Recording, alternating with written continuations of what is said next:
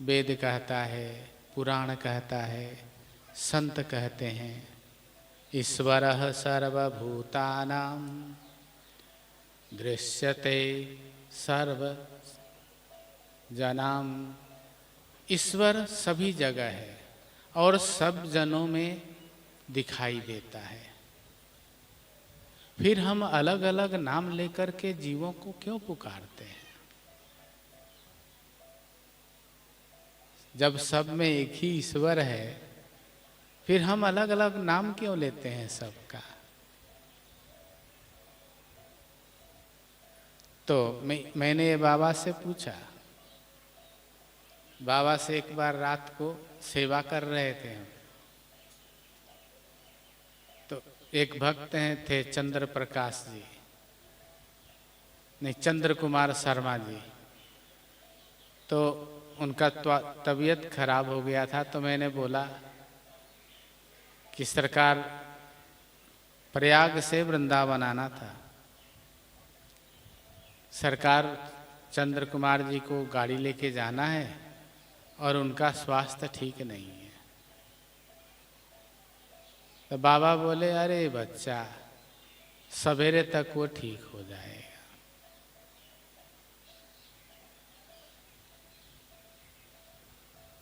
हमने बाबा को बोला उनकी तबीयत ज़्यादा ही खराब है, समझ रहे हैं ना।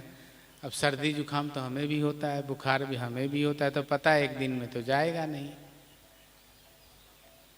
एक दिन में जल्दी ठीक नहीं होता है। सर्दी हो जाए, बुखार हो जाए, और प्रयाग में थे हम लोग। बाबा ने कहा सवेरे तक, बच्चा सवेरे तक वो बिल्कुल ठीक हो जाएगा। आप उनकी बात मानिए ना, उनकी बात मानिए। उधर बोल रहे हैं तो उधर चले जाइए।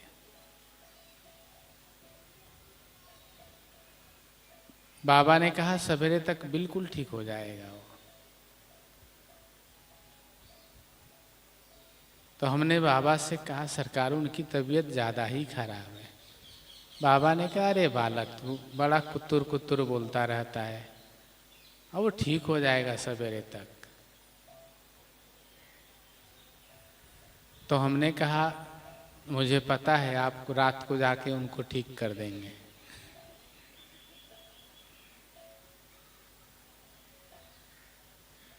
तो बाबा बोले, अरे बच्चा, मुझे कहीं जाने आने की जरूरत नहीं पड़ती।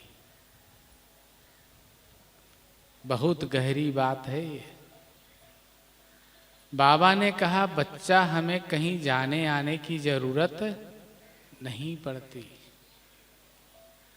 बच्चा मैं सदैव एक रस हूं और पूरे ब्रह्मांड में मेरी संरचना है, मेरी उपस्थिति है। हाँ बच्चा, जहाँ पे हमें प्रकट होना होता है वहाँ पे मैं प्रकट हो जाता हूँ।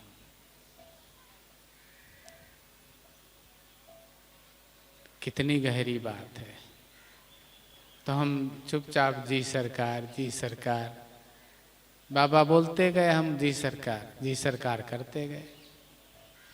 अब मैंने सोचा अब सवेरे तक वो कैसे ठीक हो जाएंगे जिनको इतनी बुखार है, पूरा जकड़ा हुआ है, बोलने में दिक्कत।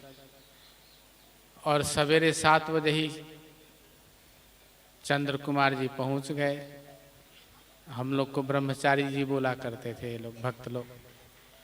ब्रह्मचारी जी, हमने कहा शर्मा जी, बोले हाँ। हमने आप ठीक हो गए? बोले हाँ मैं ठीक हो गया। हमने कहा कैसे? बोले गुरुदेव की कृपा है। हमने कहा वो तो है, दवाई क्या लिया आपने? बोले कुछ नहीं, बाबा ने बताया था तुलसी, काली मिर्च, अदरक और वो शहद, ये मिला के चाटा, और पता नहीं नींद आई बहुत गहरी, मैं ठीक हो गया। तो हमने उनको बोला कि आप थोड़ा देर बैठिए। मैं सीधे गया बाबा के पास। जब मचान पे चढ़ते थे तो सीढ़ी पे चढ़ने में ना मचान के अंदर आवाज जाती थी। तो बाबा अंदर से बोले, का है रे कुकुरा, कुकुर समझते हैं ना, कुत्ता। का है रे कुकुरा। हमने बोला सरकार शर्मा जी एकदम ठीक हो गए, उनकी आवाज़ भी ठीक हो गई और बोल रहे हैं कि हम तैयार हैं चलने के लिए। हाँ बच्चा, वो हमारा प्यारा आत्मा है। मैं खबर दे के नीचे गया, शर्मा जी से बैठ के बात करने लगा। हमने कहा बाबा आपको दर्शन दिए रात को? तो बोले भगवान तो हमारे पास ही रहते हैं। वो भी प्रेमी थे। भगवान तो हमारे पास ही रहते हैं हमेशा। मैं स्मरण करके सोया, एकदम ठीक हो गया। इसको कहते हैं अनुभव। क्या कहते हैं? अनुभव। अनुभव में ले लेना। हमारे शरीर में आत्मा रहता है, प्रत्येक जीव में आत्मा रहता है। जिस राम, भगवान राम को, ब्रह्म राम को हम बाहर पुकारते हैं, वही ब्रह्म राम हमारे अंदर भी है। परम ब्रह्म राम को, परमात्मा श्री कृष्ण को सर्वत्र मानते हैं ना आप लोग?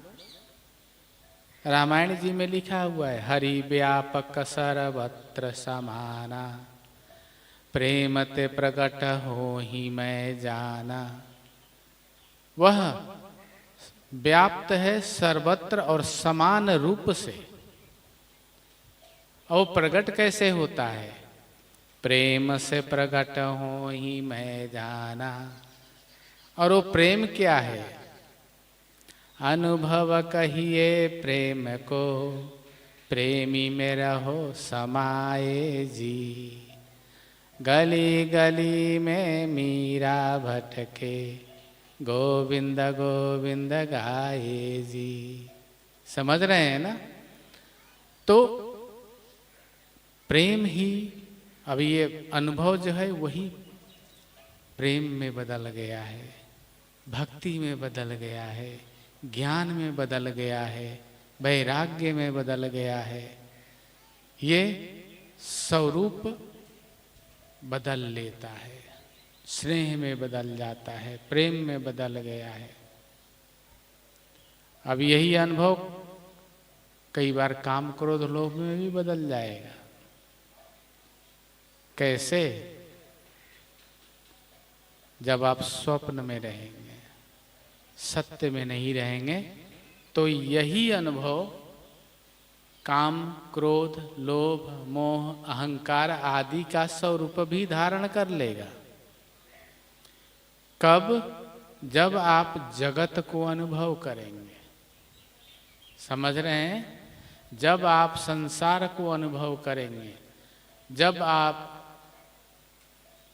इस भौतिक को अनुभव करेंगे, विषय का अनुभव करेंगे, वस्तु का अनुभव करेंगे, तो यही अनुभव रास्ता बदल देगा। समझ रहे हैं? और जब हम ईश्वर का अनुभव करते हैं तो हमारे अंदर आध्यात्मिक तरंग उठने लगता है। कल बताया था ना, या आज सवेरे बताए थे, कभी भी साधना मत छोड़ो।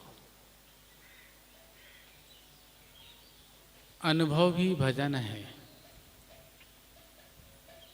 बाबा ने बताया कि बच्चा माला फेरते हो, तुम मंत्र भी जपते हो। अगर मंत्र के साथ तुम इष्ट का अनुभव करते हो तो तुम्हारा मंत्र पूर्ण होता है। कैसे? जैसे तुम किसी का नाम लो और वो आ जाए, अरे मैं तो आप ही को याद कर रहा था, बोलते हैं ना, मैं तो आप ही के बारे में सोच रहा था।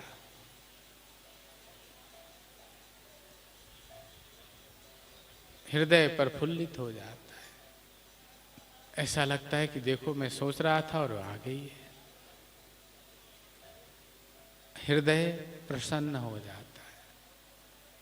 आदमी बार बार उस बात को बोलता है। ऐसे ही भजन के समय में अगर इष्ट का दर्शन हो, अनुभव हो, तो आपका भजन प्रकाशमय हो जाता है, स्वरूपमय हो जाता है। वही बीज मंत्र, वही गुरु मंत्र पूर्ण स्वरूप को धारण कर लेता है। कभी भी भजन साधन करिए तो अनुभव के साथ करिए।